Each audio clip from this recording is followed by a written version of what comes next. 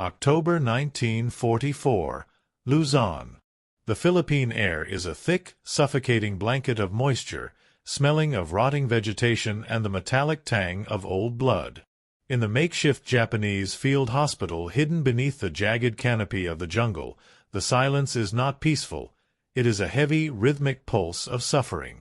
Nurse Hanako moves through the dimness of a repurposed limestone cave, her uniform stained with the grime of a campaign that has long since outpaced its supplies. The only light comes from flickering oil lamps that cast long, dancing shadows against the damp walls, making the wounded men look like ghosts before they have even passed. The Imperial Japanese Army's medical philosophy is one of spiritual endurance. Here, there are no stainless steel cabinets or rows of refrigerated vaccines. Instead, there is the spirit of Yamato. Hanako has been taught that a soldier's devotion to the emperor is his most potent medicine, that the will to survive is a resource more valuable than any chemical compound. But as she kneels beside a young private whose leg has been mangled by shrapnel, she sees the limits of the spirit. She has no morphine left. She has no clean gauze. She uses a strip of a dead man's shirt to bind a wound that is already turning a sickly, gangrenous green. The primary tool at her disposal is a wooden bowl of thin rice gruel and the whispered encouragement to die with honor. The historical reality of the Japanese Medical Corps in the late Pacific War was a descent into primitive desperation. While the High Command in Tokyo spoke of invincible steel and divine winds, the nurses on the ground were operating with rusted scalpels and reused bandages washed in muddy river water. Every morning, Hanako performs a grim ritual. She checks the pulse of the men in the back of the cave, those deemed unrecoverable by the surgeons. In a military culture that viewed surrender as the ultimate disgrace and capture as a fate worse than death, the medical staff found themselves as the final guardians of a failing ideology. They are told that the Americans are soft, decadent creatures who rely on machines because they lack the soul of a warrior. Yet, as the distant rumble of American artillery begins to shake the limestone ceiling, Hanako feels a tremor of something other than fear. It is an exhaustion that reaches into her bones. The contrast is stark. On one side of the mountain, there is the Japanese ideal of aesthetic poverty, the belief that suffering is a form of purification. On the other side, drawing closer with every thunderous blast, is an industrial machine that treats war as a problem of logistics and chemistry. Hanako looks at her medical kit, a few rolls of graying bandages, a small bottle of iodine nearly empty, and a single, dull needle. This is the spirit of attrition. It is the art of doing everything with nothing, and as the screams of the wounded harmonize with the approaching engines of the enemy, Hanako realizes that the spirit is finally being broken by the weight of reality. The scent of the jungle changes, the smell of damp earth replaced by the acrid, terrifyingly efficient aroma of high explosives and diesel fuel, heralding the end of the world she knew. The horizon over the Lingayen Gulf does not merely brighten with the sunrise, it ignites with the terrifying geometry of modern war. From her vantage point on the ridgeline, Hanako watches the sea vanish beneath a carpet of steel. This is the arrival of the Seventh Fleet, a naval armada of such immense proportions that it defies the tactical logic she was taught at the Red Cross Hospital in Tokyo. To the Japanese defender, a ship is a precious asset, a singular vessel of the Emperor's will. To the Americans, ships are seemingly mass-produced modules of a larger, unstoppable machine. The roar of the engines, thousands of them, from Higgins boats to Hellcats, creates a low-frequency vibration that settles in her teeth. It is the sound of a civilization that has mastered the assembly line, a sound that makes the silence of the starving Japanese garrison feel like a funeral shroud. Historical records indicate that the logistical disparity in the Philippines was not merely a gap, but a chasm. While the Japanese soldier was expected to forage for his own sustenance, subsisting on ari no mi, or whatever roots could be dug from the forest floor, the American soldier was trailed by a floating warehouse. Hanako watches through cracked binoculars as the beachheads transform within hours. There is no chaotic scrambling for cover. Instead, there is the orderly unspooling of a giant. Bulldozers, vehicles the Japanese had only seen in magazines, begin carving roads out of the sand. They are not here to merely fight. They are here to build a city. This is the industrial ghost that haunts the Japanese high command, the realization that for every bullet the Imperial Army fires, the Americans have 10,000, and for every wounded man Hanako tries to save with a prayer, the Americans have a refrigerated crate of blood plasma. The emotional contrast is paralyzing. Hanako had been told the Americans were cowards who would flee if their machines broke down, yet the sheer scale of their arrival suggests a different truth. They do not look like a decadent people. They look like giants. The recurring symbol of this material weight begins to manifest in the distance, the glint of sunlight off 1,000 silver-topped containers being hoisted from the holds of Liberty ships. These are the medical modules, the mobile surgical units, and the refrigeration plants. To Hanako, who has spent the last month rationing a single bottle of antiseptic, the sight is a psychological blow. The Americans are not just bringing soldiers, they are bringing an entire civilization's worth of comfort and care. They are fighting a war of abundance against a war of spirit, and as the first American shells begin to whistle overhead, the sound is not a scream, but the cold, rhythmic clank of a factory floor. The shadow cast by the fleet is long, and it is cooling the fervor of the dying men in the caves behind her. The perimeter does not break with a roar, it dissolves in a frantic, muddy scramble. As the American artillery fire shifts deeper into the mountain passes, the Japanese line simply ceases to exist. Hanako is jolted from her exhaustion by the screams of the orderlies and the sharp, rhythmic cracks of the Type 99 rifles. The order comes down like a death sentence. The healthy will retreat into the high Cordillera, while the medical staff and the non-ambulatory wounded are to remain. In the eyes of the departing officers, this is an act of supreme sacrifice, a final gesture of devotion to the Emperor. In reality, it is abandonment. Hanako watches as the able-bodied soldiers vanish into the green wall of the jungle, leaving her in a cave filled with the smell of gangrene and the whimpers of 70 men who cannot walk.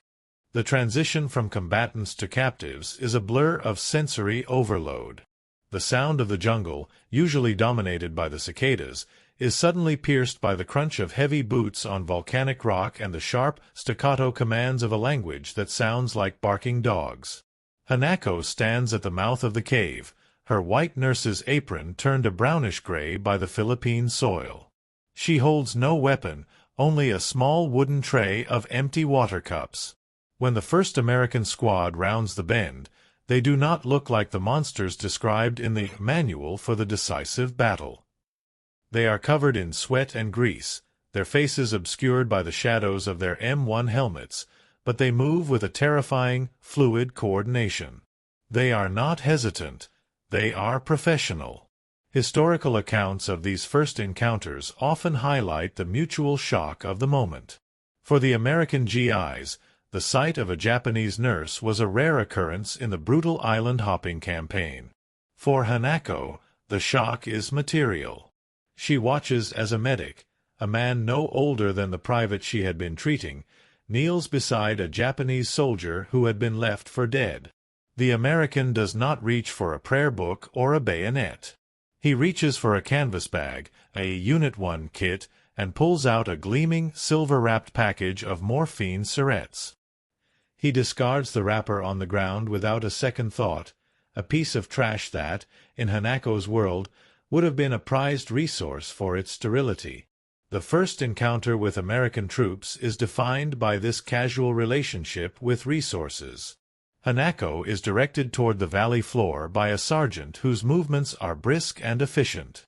She expects to be struck or interrogated, but instead she is handed a canteen of water. The vessel is made of high-grade aluminum, cold to the touch, and filled with water that tastes not of the swamp, but of chlorine and safety. As she is led down the mountain toward the American staging area, she passes columns of trucks, each one carrying more supplies than her entire regiment had seen in a year. The spirit of Yamato had promised victory through suffering, but as she looks at the overflowing trailers of the U.S. Army, she realizes that the Americans have brought the victory of the factory. The encounter is the first crack in her ideological armor. The enemy is not a demon, but a supplier, and he has more of everything than she ever knew existed. The nurses are ushered into the belly of the American beast, a sprawling logistical hub established in the wake of the advancing infantry. As Hanako and her sisters are led into a massive, olive-drab canvas structure, a U.S. Army medical supply depot, the air changes instantly. Gone is the smell of stagnant water and decay. It is replaced by the sharp, piercing scent of isopropyl alcohol, floor wax, and something strangely sweet. The interior is flooded with artificial light from portable generators that hum with a steady, confident vibration. For a moment, the Japanese women stand paralyzed, their eyes adjusting to a sight that seems less like a military installation and more like a cathedral of industry. Before them are rows upon rows of uniform, stackable crates, organized with a geometric precision that makes the Japanese medical philosophy look like chaotic antiquity. This is the sterile revelation. In the Imperial Army, medicine was treated as a rare treasure, something to be hidden, rationed, and guarded. Here, it is treated as a commodity. Hanako gazes at shelves lined with thousands of identical white boxes, each labeled in clear, bold English. There are stacks of bandages so high they reach the tent's ceiling, clean, white, and hermetically sealed in cellophane. To Hanako, who had spent months boiling and reusing blood-soaked rags until they were stiff and gray, the sheer volume of disposable linen is a sensory shock. The historical significance of the U.S. Army's supply catalog cannot be overstated. By 1944, the American medical logistics system was capable of delivering a standardized set of equipment to any beachhead in the world within days. Hanako walks slowly down an aisle, her fingers brushing against the cold, smooth surface of a metal cabinet. She opens a drawer to find it filled with hundreds of glass syringes, each nestled in its own protective cradle. In her hospital, a single cracked syringe was a tragedy that could halt surgery for a day. Here, there are enough to treat an entire division without ever washing a single needle. The emotional weight of this discovery is crushing. The Japanese nurses had been conditioned to believe that their poverty was a badge of honor, a sign of their superior spiritual strength. But standing in this warehouse of plenty, that belief begins to erode. They see refrigerators, actual electric cooling units, humming in the corner, filled with vials of vaccines and blood plasma. The Americans do not ask their soldiers to endure the pain of a missing limb. They have designed an entire industrial sector to ensure the pain never begins. Hanako looks at the floor, which is made of interlocking plywood sheets, dry and clean despite the torrential Philippine rain outside. The realization is a silent, cold terror. The Americans have not just brought more soldiers, they have brought an entirely different century. The storage depot is the physical manifestation of a truth the propaganda could not hide. The Empire was fighting a war of the past, while the Americans were already living in the future.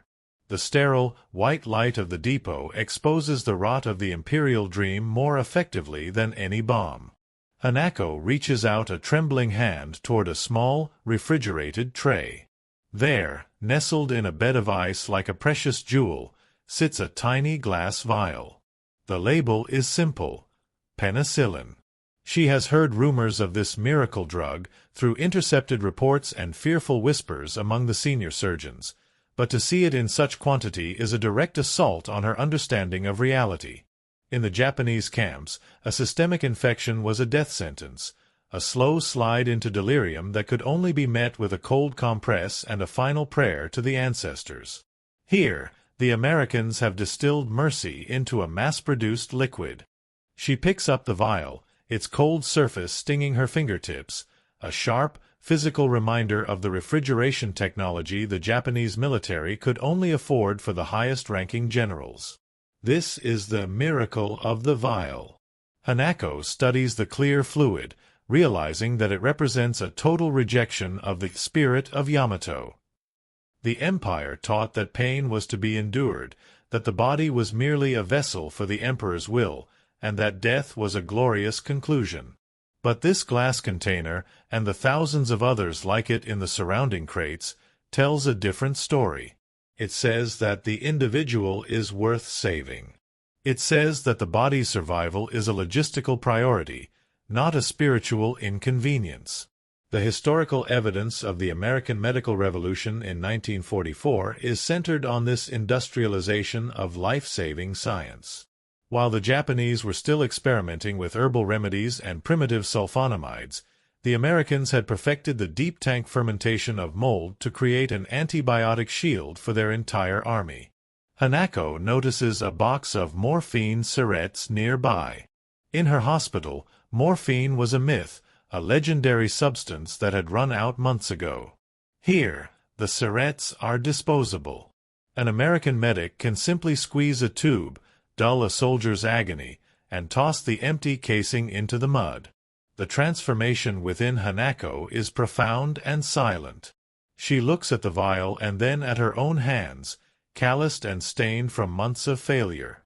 She realizes that the Americans do not rely on spirit, because they have harnessed the power of the molecule.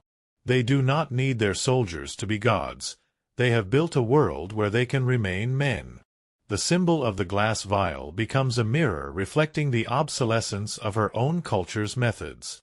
The Americans have turned the act of healing into an assembly line of miracles, and as she carefully replaces the vial in its icy cradle, the ideological foundations of her life begin to crumble. She is no longer just a nurse in a war zone. She is a witness to the triumph of the laboratory over the sword. The vial is not just medicine. It is a declaration that the era of suicide for honor is being drowned in a sea of scientific abundance. The nurses are escorted to a triage center where the true scale of American generosity, or perhaps their sheer indifference to cost, is laid bare. Hanako stands in the corner of a bustling surgical tent, watching a scene that feels like a fever dream of impossible luxury. An American surgeon, his sleeves rolled up and his brow glistening under a high-intensity electric lamp, is working on a patient. To Hanako's shock, the patient is not an American officer or even a regular GI. He is a Japanese corporal, the same man Hanako had seen hours ago with a chest wound she had deemed fatally honorable. The abundance of care is a logistical spectacle. Hanako watches as a nurse hangs a bag of blood plasma. In the Japanese medical system, blood was a sacred substance, rarely transfused and often requiring a direct donor of high status. Here, the plasma is treated like water. It comes in standardized glass bottles, pulled from a seemingly bottomless supply in a refrigerated chest. The American nurse doesn't just use one. When the bottle runs low, she casually reaches for another, discarding the empty glass into a bin with a clatter that echoes like a gunshot in Hanako's mind. The Americans are not just treating the wound, they are overwhelming the injury with resources. Historical records from the Philippine campaign note that the U.S. Army Medical Corps operated with a life-at-all-costs mandate that extended even to enemy combatants. Hanako sees a medic tear open a package of sterile bandages, use only a small portion, and drop the rest on the floor because it had touched a non-sterile surface. She winces at the waste. In her world, those discarded strips would have been cleaned, boiled, and used 10 times over. The symbolism of the clean bandage, white, soft, and used without limit, becomes a haunting reminder of the industrial might supporting every American soldier. The emotional contrast reaches a breaking point when Hanako realizes that the Americans are not even keeping track of the supplies they use on their prisoners. There is no ledger, no rationing officer screaming about the shortage of gauze. The supply is simply there, an endless river of cotton, steel, and chemical compounds. The abundance of care suggests a terrifying truth. The Americans can afford to be merciful because their factories never sleep. To the Japanese nurses, who were taught that victory required the total sacrifice of the self, The sight of a Japanese life being saved by American waste is a profound ideological violation. They see that the American decadence they were warned about is actually a form of hyper-efficiency. The Americans don't need to be brave in the face of death because they have built a machine that keeps death at bay. As Hanako watches the steady drip of the plasma into the corporal's vein, she realizes the war was over long before the first shot was fired. It was won in the warehouses and the shipping lanes. The nurses are seated on a row of wooden crates, the humidity of the afternoon pressing in on the canvas walls. An American corporal, his movements devoid of the formal rigidity Hanako is used to, slides a heavy cardboard box toward them. Inside are the sea rations, the symbolic feast that will serve as the final, irrevocable proof of the Empire's logistical delusion. Hanako stares at a small, gold-colored tin. It is not rusted or dented. It is pristine, sealed with a mechanical precision that suggests a factory of infinite capacity. When the lid is peeled back, the scent of real beef and thick gravy erupts into the air, a smell so rich it feels like a physical weight against her tongue. The historical reality of the Japanese soldiers' diet by 1944 was a record of slow starvation. While Hanako's own officers had fought over handfuls of moldy barley and the occasional lizard, the American decadence she was warned about manifests as a high-calorie masterpiece of industrial food science. She watches her fellow nurses tentatively taste the contents. There is a moment of collective silence, a sensory shock that transcends the boundaries of war. This is not the food of a weak people. This is the fuel of a superpower. The soldiers of the Empire were asked to find strength in their hunger, to let the emptiness of their stomachs sharpen their resolve. But as Hanako holds a bar of Hershey's tropical chocolate, specially formulated not to melt in the Philippine heat, she realizes that the Americans have engineered even the climate to suit their needs. The symbolism of the chocolate is devastating. In Japan, cocoa was a luxury of the elite, a memory of pre-war peace. Here, it is tucked into the pockets of every infantryman as a standard issue. Hanako breaks off a piece, the snap of the tempered chocolate echoing in her ears. It is sweet, dense, and packed with energy. The realization is a bitter pill.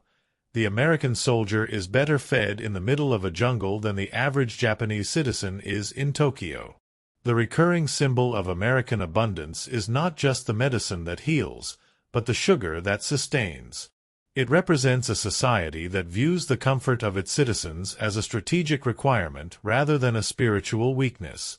As the nurses eat in silence, the emotional contrast between their previous lives and this moment of captivity becomes unbearable. They had been told the Americans were a soft people who could not endure hardship, yet they see that the Americans have simply chosen to eliminate hardship through technology. Hanako looks at the pile of empty tins and discarded wrappers at their feet. The amount of trash generated by this single meal would have sustained her hospital's recycling efforts for a month. The feast is a psychological surrender. Standing in the shadow of the American medical storage, surrounded by the scent of rich beef and chocolate, Hanako understands that the spirit of Yamato cannot compete with the caloric output of the American Midwest. The war is not being fought between two armies, but between a starving past and a well-fed future.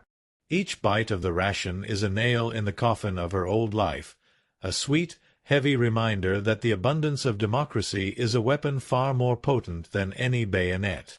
The silence following the meal is more oppressive than the sound of the American artillery.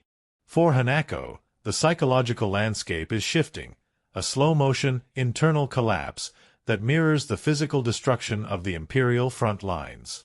She sits in the sterile glow of the American encampment, looking at her fellow nurses. They do not speak. To speak would be to acknowledge the heresy forming in their minds, that the enemy is not only better equipped but perhaps more fundamentally correct in their valuation of life. The weak, decadent American was a pillar of Japanese propaganda, a caricature designed to make the starvation of the Japanese soldier feel like a moral victory. But standing amidst the storage crates, Hanako realizes that efficiency is not a sign of weakness. It is a manifestation of a superior logic. Historical evidence regarding the psychological state of Japanese prisoners of war often highlights this moment of profound disorientation. When confronted with the reality of American logistical power, the spirit of Yamato, the belief that pure will could overcome material inferiority, vanished. Hanako recalls the lectures in Tokyo, the fevered proclamations that the Americans would crumble once they were separated from their machines. Yet, she sees the Americans moving with a casual, almost cheerful confidence. They are not slaves to their machines, they are masters of them. The American medic who treated the Japanese corporal didn't look like a man burdened by decadence. He looked like a man who had the time and the tools to be human. The emotional contrast is a jagged blade. If the Americans were not the monsters they were promised, then what did that make the officers who had ordered the Gyokusai, the shattered jewel suicide charges? Hanako struggles to reconcile the image of the Emperor's divine protection with the physical reality of a stainless steel tray holding a row of gleaming, mass-produced scalpels. The recurring symbol of American medicine, the sterile, glass vial, acts as a focal point for her resentment. Not resentment toward the Americans, but toward the system that had sent her into the mud with nothing but a wooden bowl and a lie. She feels a burgeoning sense of betrayal that is more painful than any wound. The transformation is nearly complete. The ideology of aesthetic poverty is revealed to be a convenient mask for a nation that simply failed to provide for its children. Hanako watches the American guards laughing, sharing a pack of Lucky Strike cigarettes, the smoke curling into the humid air. They are relaxed because they are backed by the most powerful industrial engine in human history. The internal collapse is the realization that the spirit was a desperate substitute for the storage depot. In the quiet of the medical tent, Hanako begins to mourn. She is not mourning for the Empire's victory, but for the thousands of men who died in the dark, believing that their suffering was a necessity of fate rather than a failure of supply. The sterile, white light of the American depot has finally bleached away the shadows of the propaganda, leaving her with the cold, undeniable truth of her own obsolescence. The tension within the tent reaches a sudden, sharp apex when a stretcher is rushed through the flap, carrying a young Japanese officer whose uniform is shredded by shrapnel. Hanako recognizes him instantly. Captain Sato, a man who had often lectured the nurses on the glory of dying for the Emperor, even as he wasted away from infection. His face is the color of ash, his breathing a shallow, desperate rattle. In the cave hospital, Hanako would have already covered his face with a sheet. He has a massive abdominal wound and a secondary infection that has turned his blood into a toxic slurry. This is the last breath of the Empire, a moment where the old world's reliance on spiritual fortitude meets its final, undeniable limit. An American surgeon, sweat-soaked and brisk, barks an order. Within seconds, the logistical machine Hanako has been observing springs into a terrifyingly efficient motion. There is no prayer, no ceremony. Instead, there is the sharp pop of a sterile seal breaking. Hanako watches as a medic prepares a massive dose of penicillin, the miracle vial she had held earlier. They don't just administer one. They prepare a series of injections and a continuous drip of saline and glucose. The recurring symbol of American abundance, the glass vial, is now the only thing standing between Sato and the void. Hanako is asked to assist, to hold the captain's arm steady. She feels the heat of his fever, a heat that in her world would have been the herald of the end. Historical documentation of the Pacific War frequently notes the psychological shock experienced by Japanese soldiers who were saved by American medical intervention. For Sato, the shock begins as the drugs enter his system.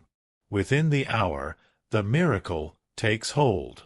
The high-potency antibiotics begin to win the war that his spirit was losing. Hanako watches the color slowly return to his lips.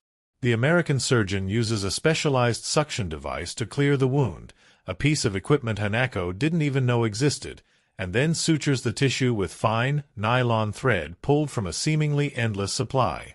The surgeon tosses the used needle into a sharps container without a glance. The breaking point for Hanako's faith is not a violent explosion, but this quiet recovery. Sato, the man who preached that the Americans were soulless machines, is now being kept alive by the very decadence he despised. He opens his eyes and looks at the clear plastic tubing snaking into his arm, then at Hanako. There is a profound, silent communication between them, a shared realization that their entire worldview was a fragile construct. The imperial propaganda had promised that death was the only path to honor, but the American medical storage has provided a different path: life. As she wipes Sato's brow with a clean white cloth that smells of bleach and safety, Hanako's faith in the Empire finally shatters. The abundance of the enemy has done what their guns could not. It has rendered the imperial sacrifice unnecessary. The spirit of Yamato was a philosophy of the grave, but this tent, filled with the hum of generators and the clink of glass vials, is a temple of the living. The victory of American logistics is absolute. They haven't just conquered the land, they have conquered death itself using the sheer weight of their industrial output. The last breath of her old loyalty is exhaled in that sterile room, replaced by a cold, clear-eyed understanding of the power of plenty. The war did not end for Hanako with the signing of a treaty on the deck of a battleship. It ended in the quiet, climate-controlled hum of the American medical ward.